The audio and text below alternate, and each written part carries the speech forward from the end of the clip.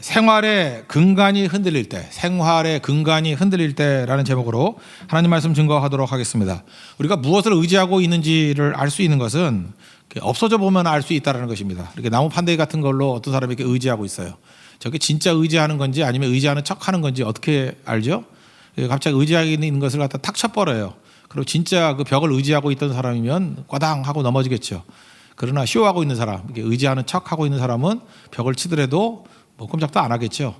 실제로 그런 일이 있다는 것입니다. 우리가 하나님 의지한다, 뭐 말씀을 의지한다. 그런데 말씀도 들리지 않고 그랬는데도 뭐 아무렇지도 않다. 그러면 의지하는 척했던 거고, 진짜 하나님을 의지했었는데 그 의지한 바가 이렇게 우르르 무너져 버릴 때 우리가 흔들려 버려야죠. 중심이 다 무너져 버려야 된다라는 것입니다. 그게 진짜 의지하는지 아닌지를 알 수 있다라는 것입니다. 인생을 살다 보면은 내가 의지하고 있는 근간들이 이렇게 와르르 무너질 때가 있다는 것입니다. 근간이 뭐예요? 뿌리 근자, 뿌리와 간이 뭐죠? 간이 줄기라는 뜻인데 줄기 간.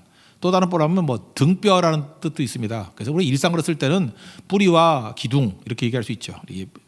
뿌리, 베이스, 그다음에 또 하나 기둥 같은 거. 이 두 가지. 이게 근간이에요, 근간. 그러니까 우리의 근간이, 삶의 근간이 이렇게 무너질 때가 있습니다. 예를 든다 그러면은 뭐 욥기 요즘에 하니까 욥이 그랬죠. 삶의 근간이 다 무너져 버렸습니다. 그가 의지했던 것들이 뭐가 있을 것 같아요? 의지했을 법했던 것들이 재산 다 날아가 버렸죠. 자녀 10자녀 다 날아가 버렸죠. 그다음에 몸의 병. 자세히 읽어보니까 발바닥부터 정수리까지 머리끝까지죠. 종기가 났답니다. 그래서 얼마나 가려운지 박박 긁었다. 여러분 그 가려움증 알아본 적 있습니까?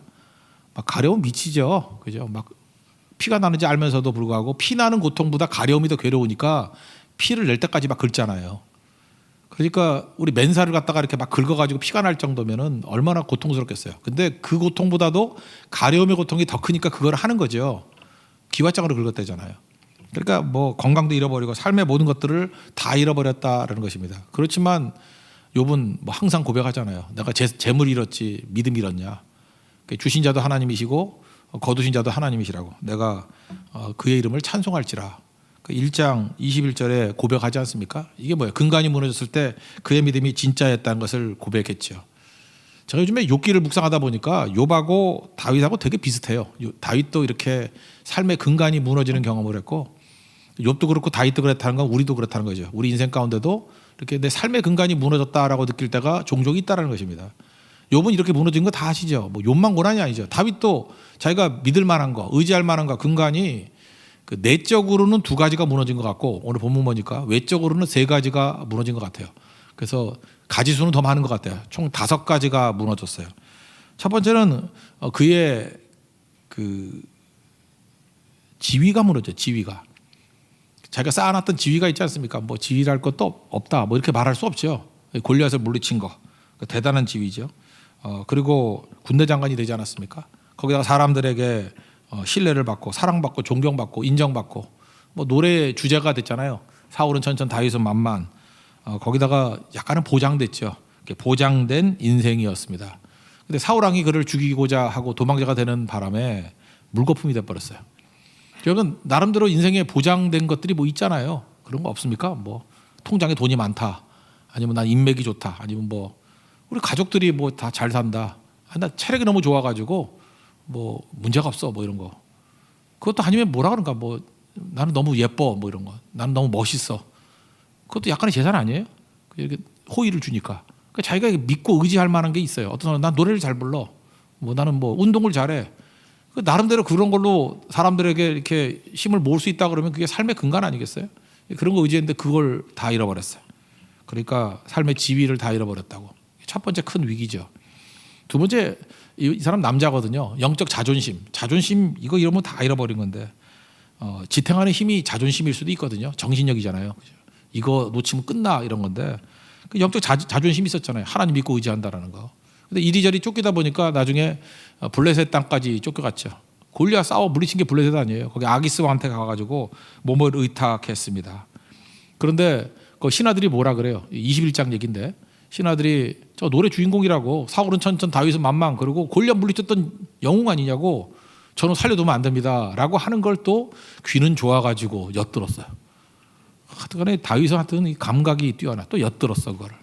그래서 두려움이 확 밀어닥쳤다 그러지 않습니까? 그래서 아카데미 연기 대상을 탈 만한 일들을 행하죠. 그죠? 미친 척 한다고 미친 척. 그죠? 그래서 뭐 대문에 그적거리고 그적거리게 뭐 하는지 몰랐어 이렇게 그적거리고 침 질질 흘리고 침 어떻게 흘리면 되죠? 누가 그러더라고 입 벌리고 가만히 있으면 힘이 흘러야 된다고. 해봤더니 잘 안 되더라고. 그죠? 그 연기 대상이에요. 그죠? 또 침을 이렇게 흘려? 해가지고 흘려버리고. 그랬더니 아기스가 뭐라 그래요? 얘 이놈아 우리 땅에 미친놈이 없어가지고 미친놈 하나 더 하려고 데리고 왔냐? 참 성경도 유머가 있죠. 미친놈이 부족해서 미친놈을 더 데리고 오려고 그러냐? 쫓겨나 버렸어요. 그 연기할 때도 그렇고 쫓겨날 때도 그렇고 다윗이 골리앗 물리친 영웅 아니었습니까? 칭송받고 비참했겠죠. 영적 자존심이 무너지는 거야. 내적으로 자기의 지위가 무너져 버렸고 영적 자존심도 무너져 버렸고. 그러니까 외적인 거 자기가 의지할 만한 관계가 다 끊어져 버리잖아요. 첫째는 멘토 사무엘. 사무엘에게 갔더니 또 자객 보내잖아요. 그래서 사무엘 헤어졌어요. 이제 다시는 만날 수 없는 관계. 왜냐하면 사무엘하고 다윗하고 만나는 걸 감시하니까. 그죠? 정보부에서 감시한다고. 만나면 잡아가려고.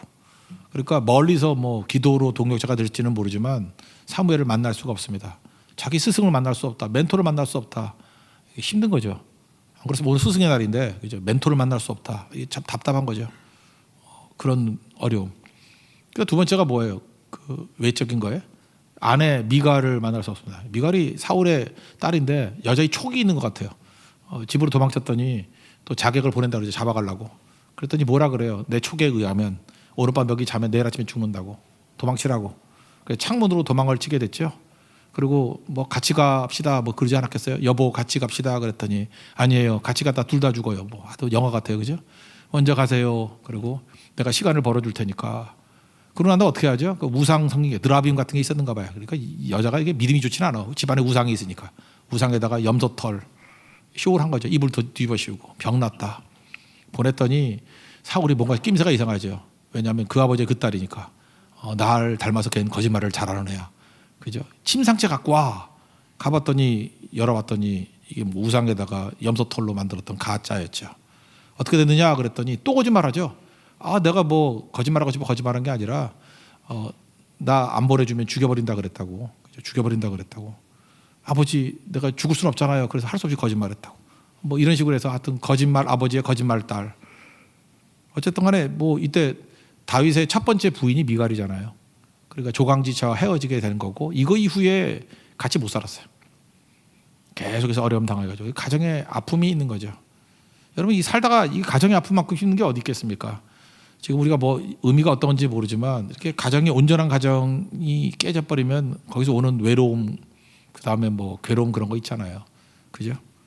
뭐 그런 얘기들 있지 않습니까? 뭐 그런 거 되게 많이 있던 것 같은데 뭐라 하더라? 결혼을 뭐 무지하게 경솔하게 한다며? 경솔하게. 그래서 옛날에 이건 뭐 농담인데 농담 같지도 않고 저는 슬프더라고. 판단력이 없어서 결혼을 한대. 그리고 인내력이 없어서 이혼을 하고 기억력이 없어서 재혼을 한대. 슬프죠? 판단 잘해야 돼요. 판단이 뭡니까? 기도하고 하나님 성령의 능력을 길러서 판단을 잘해야 돼. 누구하고 결혼하냐에 따라서 인생에 굉장히 많은 변화가 있거든요. 그러니까 뭐 허다가 멀쩡한 남자 그게 중요한 게 아니죠. 믿음, 뭐 성격 이게 잘 맞아야겠죠. 같은 방향을 향해서 걸어가는지 판단력이에요. 이건 판단력은 지혜거든요. 지혜와 총명을 주세요. 그래서 결혼할 때 정말 기도 많이 해야죠. 뭐 포르투갈 속담이라 그러대. 뭐 바다 나갈 때 한 번 기도하면 결혼할 때 2번 하라며. 아니 그거 아니다. 바다 나갈 때 한 번 기도, 전쟁터 나갈 때 2번, 결혼할 때 3번 하라 그랬던가.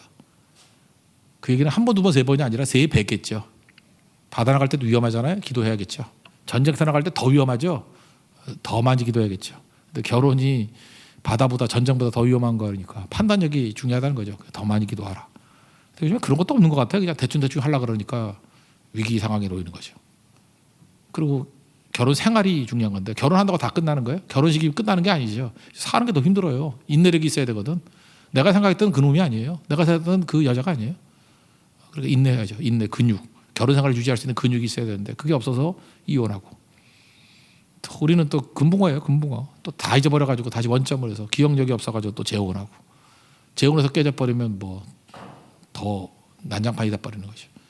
하여튼 근데 다윗에게는 이 시대 우리 현대인들이 굉장히 많이 가정이 지금 힘들어져 있지 않습니까? 그런 상황을 고대 사회는 이렇게 가정이 흔들리지 않았거든요. 근데 거기서 이걸 경험하잖아요. 그러니까 가정이 풍지박산났어요. 그게 다윗의 위기예요. 삶의 어떤 근간이 다 무너져 버렸잖아요. 그다음 다섯 번째, 그러니까 외적으로 세 번째인데 요나단 친구와 관계가 끊어져 버렸잖아요. 못 만나죠 이제. 친구가 또 원수의 아들이네. 그죠? 그렇게 만날 수가 없어요. 자기를 도와주지만. 그럼 한번 다윗 이치를 놓고 보세요. 욥의 고난도 되게 큰 거지만 다윗의 고난도 만만치가 않아요. 욥의 고난 그러면 재산, 그다음에 자녀들 뭐 이거 되게 큰 거죠. 몸의 병. 이것도 뭐 상상도 못할 정도로 큰 거죠. 다윗도 못지 않다니까요. 다윗도 자기가 가지고 있는 모든 재산뿐만 아니라 지위 다 잃어버렸고 영적 자존심. 그래도 욥은 자존심은 갖고 있었던 것 같아요. 근데 자존심까지 다 무너졌고, 그죠? 다 무너졌고. 그다음에 관계 다 끊어져 버렸잖아요. 멘토 사무엘과의 관계 끊어지고, 아내 관계 끊어져서 가정이 힘들어지고, 친구도 없고.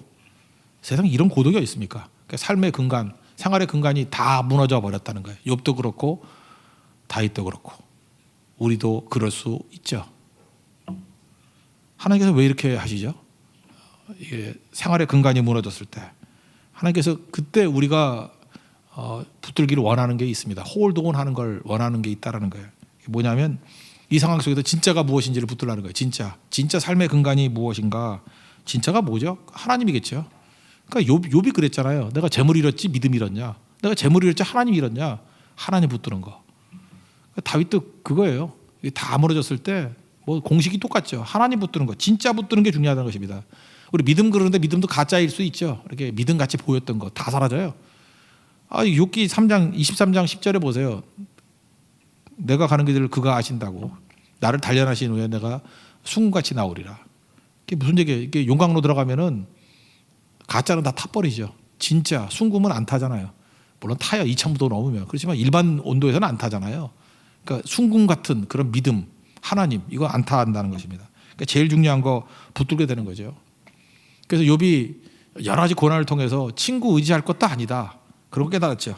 세상 의지할 것도 아니다. 뭐 심지어 아내를 너무 의지할 것도 아니더라. 뭐 하나님 욕하고 죽으라 그랬잖아. 그죠? 그리고 젊은이들에게 인기 좋았거든. 젊은이들 그 인기 의지할 것도 아니다. 나중에 젊은이들이 막 조롱하잖아요. 건강 의지할 것도 아니다. 건강했던 것 같아요. 근데 발바닥부터 정수리까지 이게 종기 났다니까요.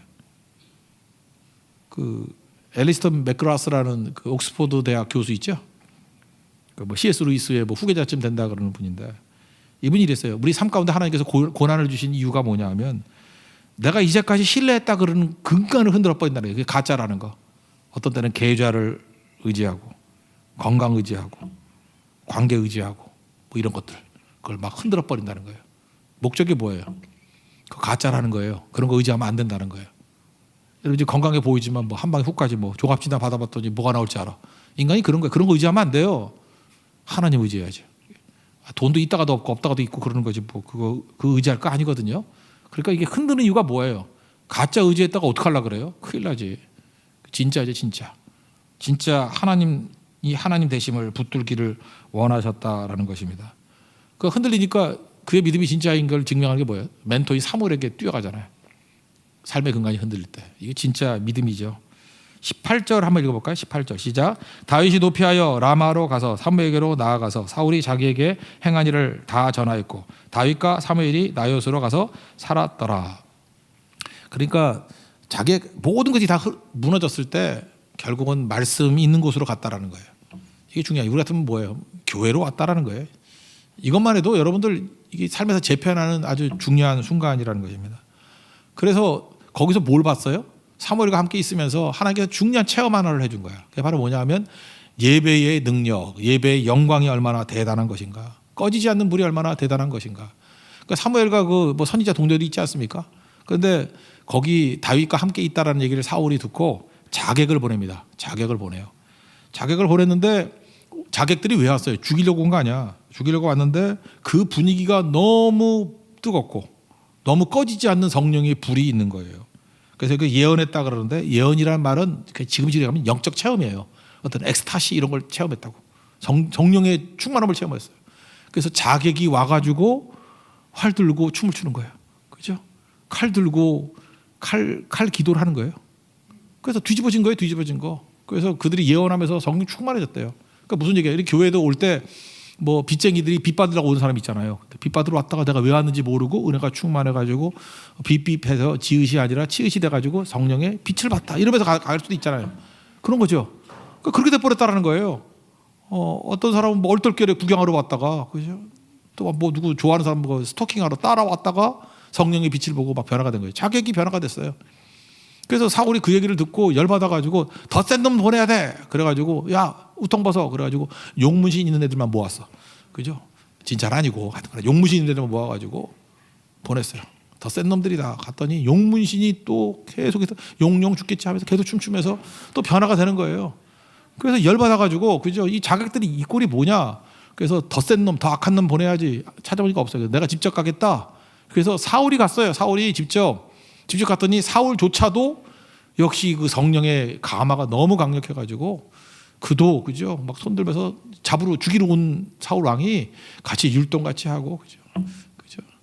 그 율동하면서 무덤 이기신 예수 찬양하고 그랬다라는 거예요. 이거 어떻게 해석할 거예요 이게? 다윗이 이걸 본 거죠. 같이 있었잖아요. 아 성령이 강하게 임재하게 되면 자객도 변화가 되고 용문신 자객도 변화가 되고 나를 죽이러 왔던 사울왕도 변화가 되는구나. 이거 체험이에요. 예배 체험만큼 무서운 게 없어요. 예배는 꺼지지 않는 빛이 임하는 시간이고 하나님이 건드시면 변화되지 않을 사람이 없다. 이 기억이죠. 그래서 다윗 그러면 생각나는 게 뭐 예배죠. 저는 다윗의 예배 체험 중에서 이 체험이 굉장히 중요한 체험이라고 생각합니다. 도망 다니다가 사울의 일행 가운데 나요새에서 벌어졌던 이 예배 체험, 하나님의 임재 체험, 능력의 체험. 그렇다면 이제는 광야에 있다 할지라도 굴에 있다 할지라도 다윗은 맨날 뭐 하고 있어요? 이때 체험이 재현되기를 원합니다. 안 될 게 없죠. 우리도 마찬가지입니다. 여러분 아무리 힘들고 어렵다 할지라도 이런 성령의 임재의 체험이 있으면 일어나게 될 것입니다. 믿습니까? 이 체험에 이 체험. 이거보다 중요한 건 없다라는 것입니다. 그러니까 뭐 놀라운 일들이 벌어지죠. 그래서 속담에 뭐라 그랬다 그래요? 뭐 사울도 선지자냐? 뭐 이랬다면서. 이거 재밌으니까 한번 읽어봅시다. 우리 20절부터 24절까지 끝인데 한번 다 읽어봅시다. 시작.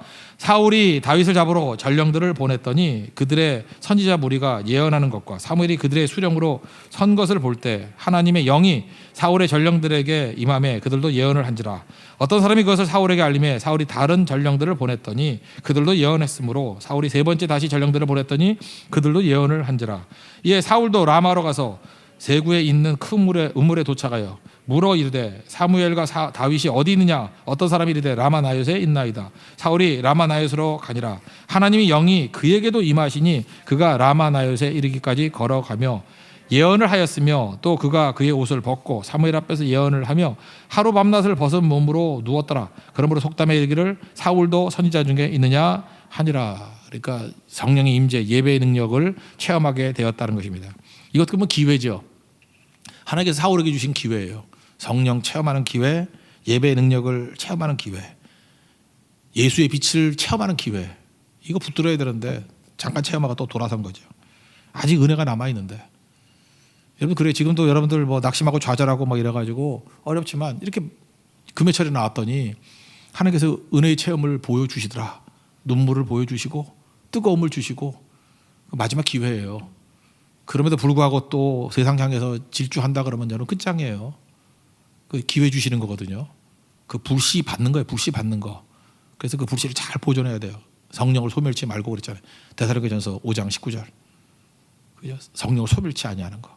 이 불 받는 시간이에요. 오늘 여러분 불씨를 작은 불씨를 할지라도 그 불씨를 받고 이거를 계기로 삼아서 불타오르는 인생 되는 하나님의 종 되기를 바랍니다. 그게 사는 길이라는 거예요. 그 두 번째 유익이 뭐예요? 하나님께서 이렇게 삶의 기반 다 무너지게 만든 거. 가장 중요한 진짜를 아는 거, 진짜 하나님을 알게 만드는 거. 그죠? 예배가 진짜라는 걸 알게 만드는 거. 그러니까 하나님에 관한 거죠.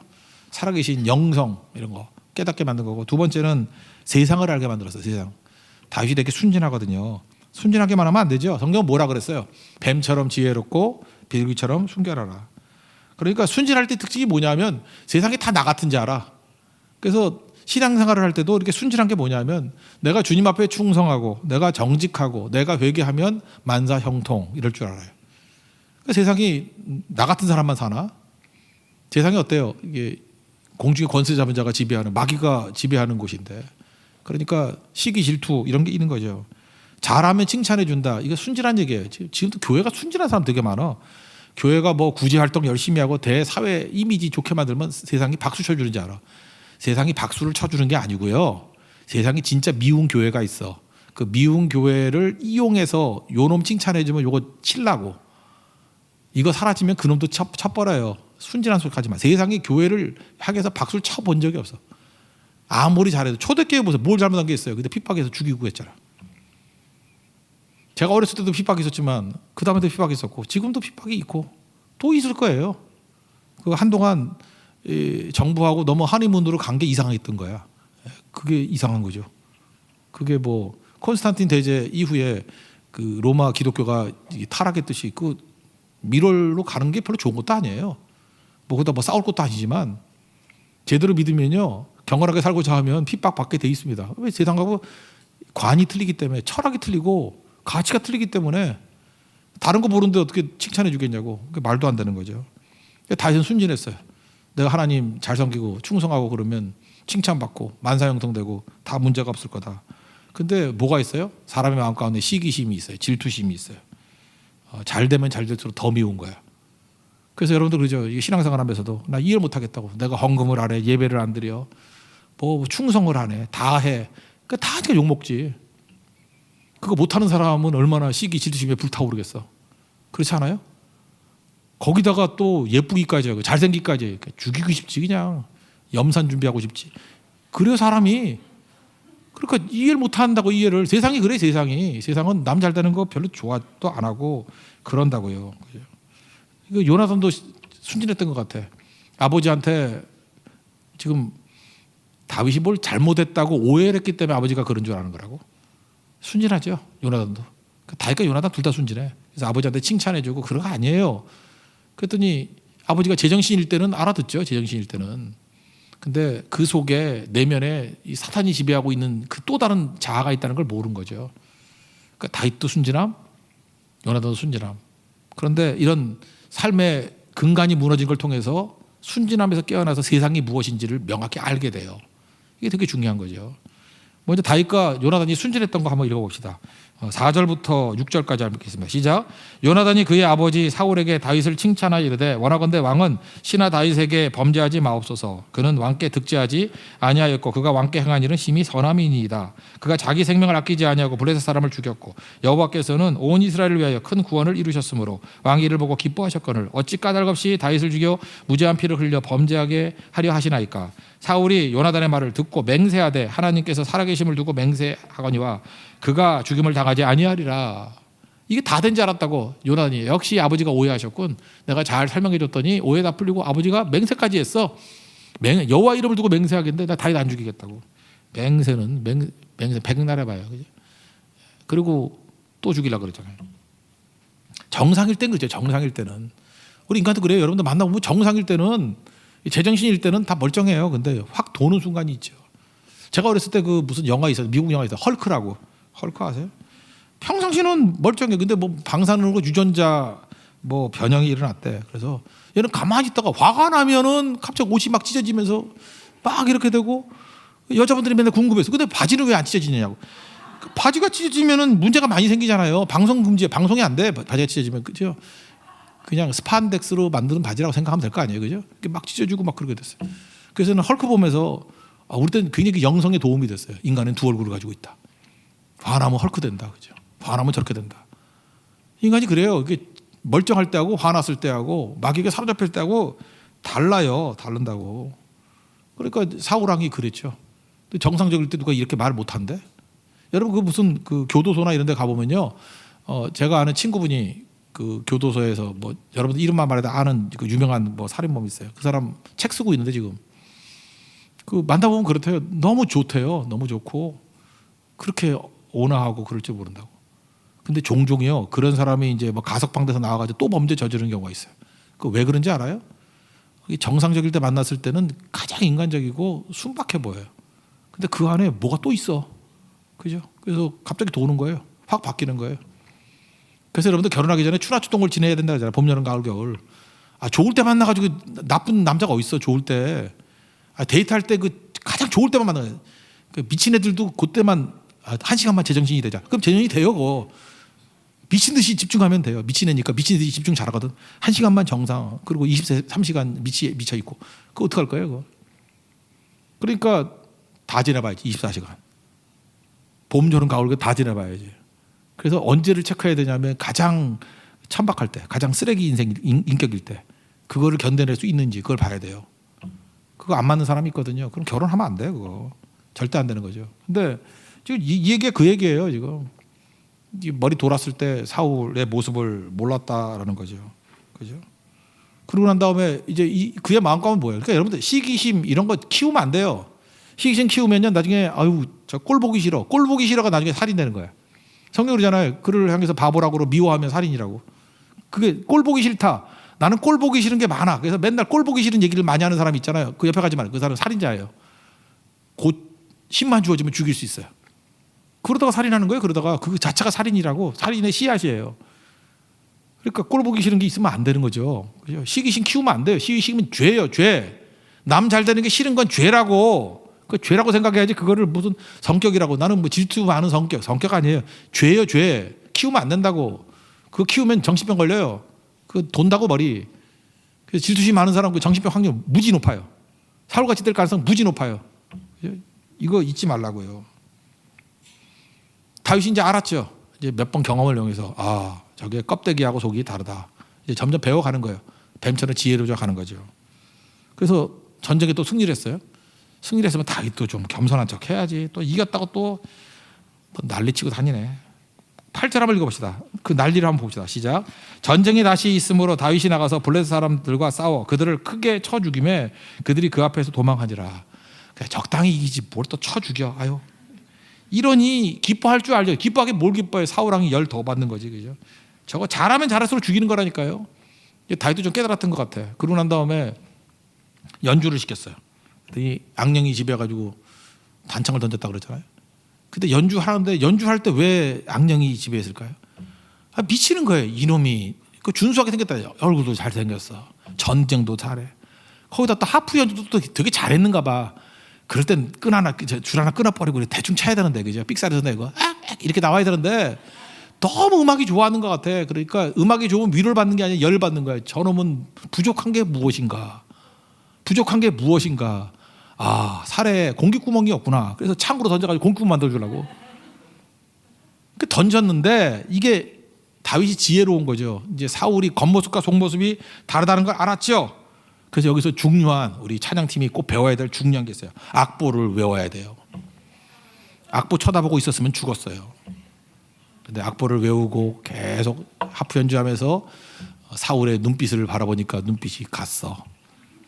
연주하다가 창이 날아오는 걸 피했어요. 그래서 우리 찬양팀 잊지 말라고요. 악보만 쳐다보면 죽어요. 죽는다. 창 맞아 죽는다고. 칼 맞아 죽는다고. 그게 중요한 얘기예요. 그래서 악보를 외우라. 그죠? 아니면 죽는다. 우리 성가대도 보면 맨날 그러잖아요. 지휘자 쳐다보라고.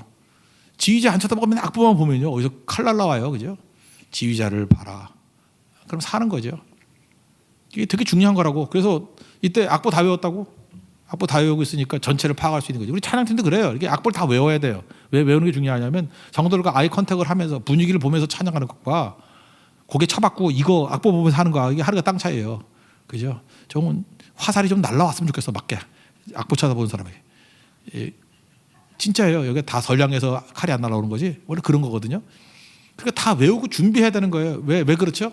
이제 안 거예요. 세상이 어떤 건지를. 대비하고 있잖아요. 피하고. 그러니까 삶의 근간이 무너졌을 때 다윗은 그것으로 유익을 갖더라는 것입니다. 9절 10절 한번 읽겠습니다. 시작. 사울이 손에 단창을 가지고 그의 집에 앉았을 때 여호와께서 부르시는 악령이 사울에게 접하였으므로 다윗이 손으로 수금을 탈 때 사울이 단창으로 다윗을 벽에 박으려 하였으나 그는 사울의 앞을 피하고 사울의 창은 벽에 박힌지라 다윗이 그 밤에 도피하매. 여기서 이제 세상을 알게 됐죠. 여기 보세요. 삶의 근간이 무너졌을 때 진짜인 하나님을 알게 되고 하늘을 알게 된 거죠. 그리고 세상을 알게 됐어요. 얼마나 깊어진 거예요. Deep and wide. 넓어진 거죠. 세상이 어떤 거예요? 잘한다고 박수 쳐주는 거 아니구나. 내가 충성한다고 만사형통 되는 게 아니구나. 세상에는 시기심, 질투심, 견제 이런 게 있는 세상이구나. 그걸 알았어요. 그럼 어디에 힘써야 돼요? 자랑하면 빼앗기는구나. 지금도 보면요, 믿음이 찰랑찰랑하는 사람이 뭐 좀 생기면 맨날 자랑해. 자꾸 자랑하는 건 뭐냐면 저거 뺏기려고 작정을 했군. 돈 자랑하면 돈 뺏기고요. 여자분들 잊지 마세요. 남자친구 자랑하면 곧 딴 여자가 채가요. 다 뺏기고. 다 뺏긴다고. 다 뺏겨요. 뭐 자식 자랑하면 자식도 어떻게 돼버리더라고. 자랑하면 다 뺏겨요. 히스기야는 대표적인 거 아니에요. 바벨론 사신이 왔을 때. 그때 바벨론이 세지 않았어요. 아수르가 셀 때예요. 보물 창고 열어놓고 다 자랑했어요. 다 뺏기고. 네 자녀들이 뭐 한 가지 돼서 끌려간다며. 진짜 그대로 됐잖아요. 자랑하면 빼앗긴다. 이후부터 다윗이요 묘해요. 자랑이 없어요. 하나님만 자랑하고 바울하고 똑같아요. 내가 십자가만 자랑한다. 예수 그리스도로만 자랑한다. 자기 자랑이 없어요. 엄청나게 돈 많은데 자랑도 안 해. 오히려 그 아들 솔로몬 때 자랑하지 다윗은 자랑이 없어요. 오직 예수님만 자랑, 하나님만 자랑, 성령님만 자랑. 그죠? 그런 인생이 되더라는 거예요. 이게 되게 중요한 거죠. 자랑이 없고 또 하나가 뭐죠? 겸손해져라. 똑같은 얘기죠. 하나님 앞에서 겸손해야 사는 거지. 그래서 여러분들 왜 삶의 근간을 앗아갔냐 하면 겸손해지라고. 겸손해져야 그 이후에 또 쓰임 받는 거지. 겸손하지 않으면 어떻게 돼요? 제명에 못 살아요. 중간에 이렇게 올라가다가 여기저기 자객이 많아가지고 그거 죽는다고. 그래서 하나님께서 지금도 보면 그래요. 어떤 사람을 하나님께서 진짜 사랑하셔서 크게 사용하려고 그럴 때는 겸손할 장치를 마련해 두더라고. 겸손한 장치. 어떤 때는 좀 가난하게 만들 때도 있어. 그 가난하면 겸손할 거 아니야. 아니면은 뭐 몸이 약하거나 뭐 사도와 같이 육체에 가시가 있거나 뭐 이런 거죠. 그죠? 그때 뭐 눈이 나쁘거나 뭐 간질이거나 뭐 그러잖아요. 저렇게 예수님 잘 믿고 충성하는데 왜 저런 핸디캡이 있지? 저런 가시가 있지? 뒤집어 놓고 생각해봐요. 그 가시 없었으면 기고만장 날뛸 거 아니야. 가시가 났지 창이 나요? 가시가 찔리는 게 낫지 창이 들어와서 목을 치는 게 나요? 가버린다는 거예요. 그래서 세상을 알면서 다윗이 배운 게 뭐예요? 자랑하지 말자, 겸손해야 된다. 또 하나 세 번째는 반면교사예요. 제2의 사울이 되어서는 안 된다. 사울의 악함을 쭉 보면서 우리는 악한 자를 보면서 뭘 느끼느냐면 야, 인간이 저렇게 악할 수가 있나? 특별히 하나님의 백성이라고 자처하는 사람이 저렇게 악할 수가 있나? 그걸 통해서 욕만 하지 말고 저 모습이 내 안에도 있다는 거예요. 제2의 사울 돼서는 안 되지 하는 거. 다윗이 뭐 12감 듣고 상처도 있던 사람인데 뭐 다윗이 뭐 그런 거 없었겠어요? 그래서 이걸 보고 많이 배워서 이게 제어가 되는 거예요. 제어가. 근데 다윗에게도 여전히 악이 있다는 거 알죠? 이렇게 교집합 빼도 남는 게 있죠. 아니 자기 충성스러운 부하 우리아 죽이는 거 봐요. 그죠? 그 부인 뺏겠다고 죽일 때도 치사하게 죽이죠. 전쟁터에서 우연히 죽은 양. 그 부하한테 명령 내려서 전쟁터에서 성문 가까이 가. 그럼 우리아 빼놓고 후퇴해버려. 그럼 뭐 전쟁터에 네가 죽냐 내가 죽냐 알 게 뭐야. 적군의 손에 의해서 죽여. 정말 악한 거죠. 죄 위에 죄를 더한 거 아니에요. 그죠? 그리고 부하의 아내를 빼앗고 충성스러운 아내를. 그 아내가 동침하라 그럴 때도 안 가잖아요. 그죠? 그 충성스러운 우리아를. 우리가 너무 좋아해서 우리아야. 그죠? 그 우리아를 죽이잖아요. 그 다음에 또 묘하죠. 그렇게 사울은 용서해 주면서 또 나발이라고 이름이 좀 나빠서 그러나 나발 좀 무례하게 했다고 그냥 어디서 나발을 물어 그러고 죽여버리려고 그러고. 그죠? 그 다윗 속에도 이런 게 있어요. 또 자랑하려고 하는, 뻐기려고 하는 거. 이거 없다가도 인구조사 뭐 이런 거. 약점들 나오잖아요. 바세바의 범죄. 하나님 앞에서 이렇게 삶의 근간이 무너지는 걸 통해서 인간이 그렇게 약해요. 많은 부분을 다져나가지고 그 정도였던 거예요. 다윗이. 다 다져나가지고. 그러니까 우리도 필요한 게 뭐예요? 하나님께서 내게 삶의 근간을 무너뜨리는 걸 통해서 이렇게 세상의 뭔지를 보여주고 반면교사로 삼으셔가지고 우리가 얼마나 악하고 약한지 알아요? 그 상당 부분을 다져놓은 거라고. 그래도 끝난 게 아니에요. 그래도 여전히 그 죄악의 요소들이 있다고. 그때마다 내 능력이 아니라 하나님의 능력을 의지해서 또 제거하고 그래야 하나님의 능력의 통로가 되고 영광스러운 인생을 살 수 있다는 것입니다. 잘 보니까 다 축복이죠. 이게 무슨 하나님의 징계 이런 거 아니에요. 삶의 근간이 다 무너진 걸 통해서 진짜인 하나님 붙들라는 거예요. 하나님 외에는 아무것도 없다라는 거. 여러분 믿습니까?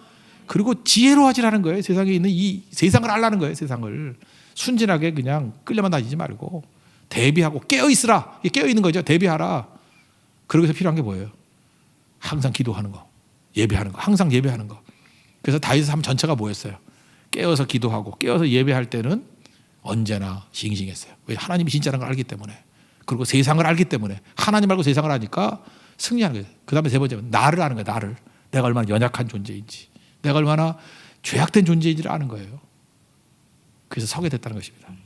이거 남의 얘기 아니라 마이 스토리예요. 우리 얘기예요. 삶의 근간이 무너졌을 때 하나님, 진짜인 하나님 붙들고 세상을 알고 자랑할 것이 아니라 겸손해지면서 제2의 사울의 모습을 제거해 나갈 수 있는 우리 신실한 하나님 정되기를 축원합니다. 그래서 끝까지 기도하는 믿음의 정되기를 축원합니다. 자리에서 일어나겠습니다. 기도를 멈추지 마라 찬양하겠습니다.